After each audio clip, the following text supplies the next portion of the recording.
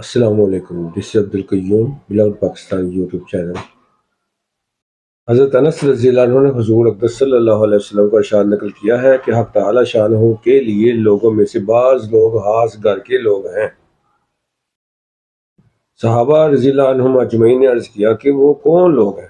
فرمایا قرآن شریف والے، کہ وہ اللہ کے اہل ہیں اور خواص۔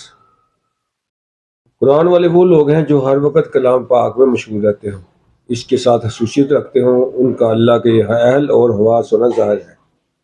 اور گزشتہ مضمون سے واضح ہو گیا کہ جب یہ ہر وقت کلام پاک میں مشغول رہتے ہیں تو الطاف باری بھی ہر وقت ان کی طرف متوجہ رہتے ہیں، اور جو لوگ ہر وقت کے پاس رہنے والے ہوتے ہیں وہ اہل اور خواص ہوتے ہی ہیں۔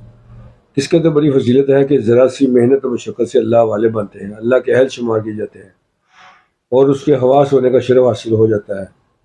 دنیاوی دربار میں صرف داخلہ کی اجازت کے لیے ممبروں میں صرف شمول کے لیے کس قدر جانی اور مالی قربانی کی جاتی ہے، ووٹروں کے سامنے خوشامد کرنی پڑتی ہے، ذلتیں برداشت کرنی پڑتی ہے اور ان سب کو کام سمجھا جاتا ہے، لیکن قرآن شریف کی محنت کو بیکار سمجھا جاتا ہے۔